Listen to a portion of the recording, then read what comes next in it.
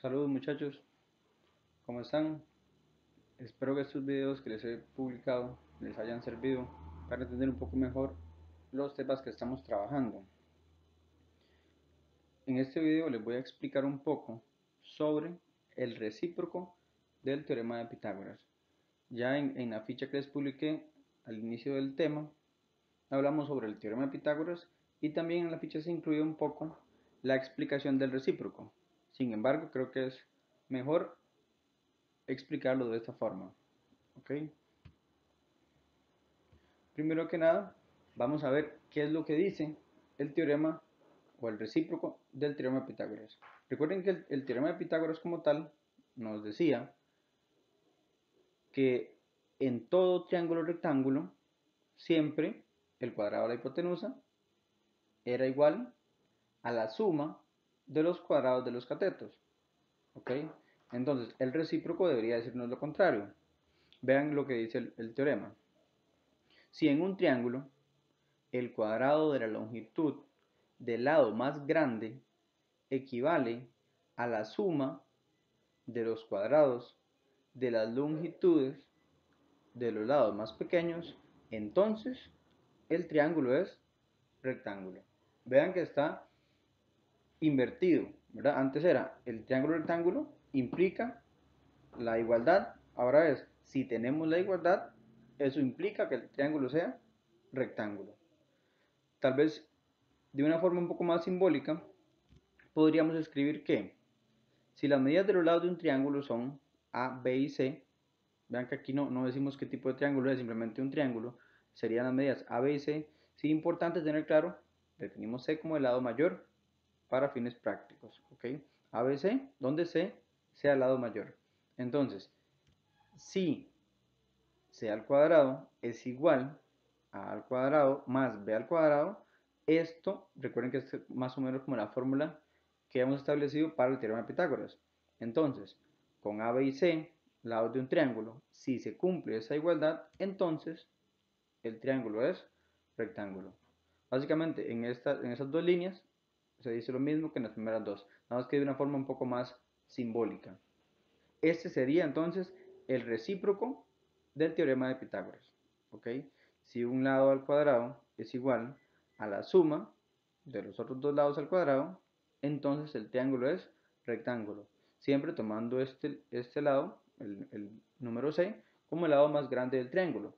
Si la igualdad se cumple, diríamos que ese lado era la hipotenusa y los otros dos, por lo tanto, serían los catetos. ¿Ok? Ahora, ¿cómo aplicamos este teorema en la resolución de ejercicios? Vean, el teorema lo que nos permite a nosotros es clasificar los triángulos según la medida de sus ángulos. Y para eso ocuparíamos la medida de los lados. ¿Ok? Vamos a tener tres casos. Recuerden que para clasificar un triángulo de acuerdo a sus ángulos teníamos tres casos. Primero, el triángulo acutángulo. El triángulo es acutángulo cuando sus tres ángulos son agudos. ¿Ok?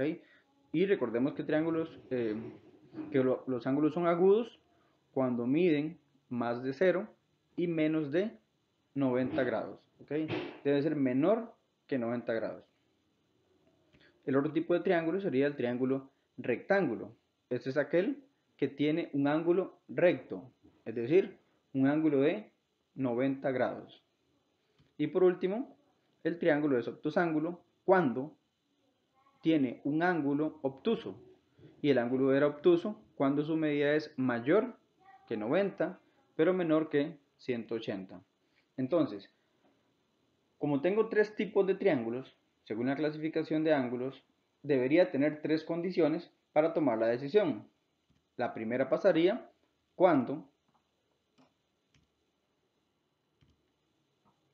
la hipotenusa, bueno, el lado más grande, perdón, cuando el lado más grande al cuadrado sea menor que a al cuadrado más b al cuadrado.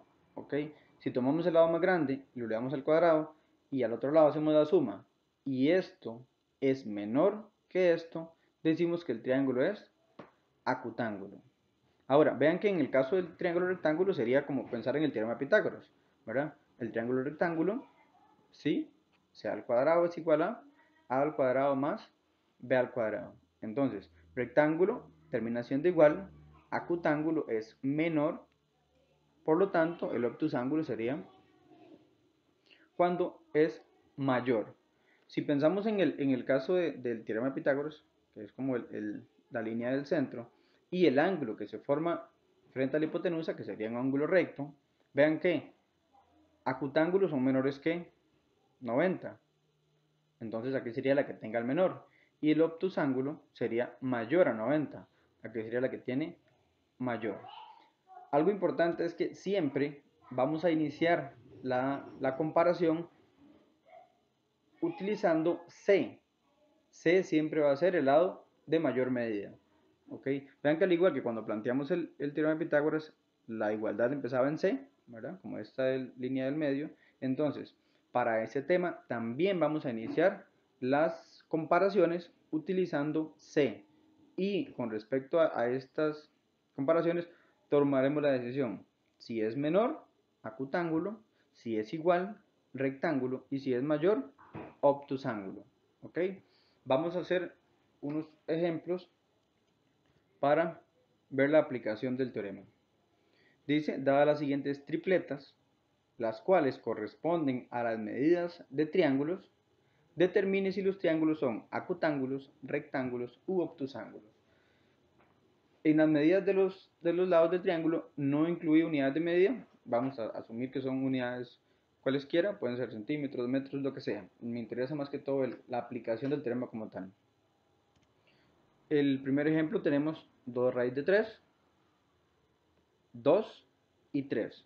Venga, tenemos tres datos.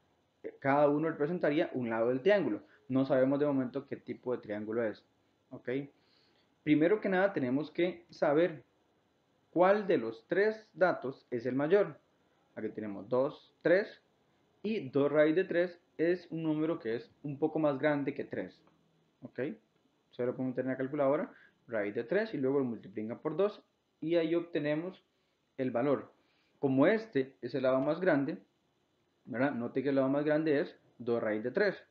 Ahora, debemos comparar cómo es 2 raíz de 3 al cuadrado comparado con 2 a la 2 más 3 a la 2. Vean lo que les decía, siempre el lado más grande lo ponemos a la izquierda.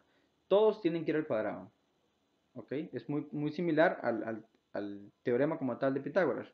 Pero tenemos que saber ese signo de pregunta en qué se va a convertir. Recordemos que si esto es menor, sería un triángulo acutángulo. Si fuera igual, sería rectángulo. Y si fuera mayor, sería obtusángulo. Vamos al cálculo. Recordemos para este cálculo, como tengo un radical y aquí tiene coeficiente, para hacer esta potencia hacíamos 2 a la 2, 4 y 4 por 3, 12. ¿Ok? Entonces me quedaría que 12 comparado con 2 a la 2, 4 y 3 a la 2, 9. 9 más 3, 9 más 4, perdón, me da 13. Vean que 12 es menor que 13. Y dijimos que si este lado es menor, el triángulo es acutángulo. ¿Ok? Menor es acutángulo. Les insisto en el orden que debe tener esto, para no confundirnos con la desigualdad.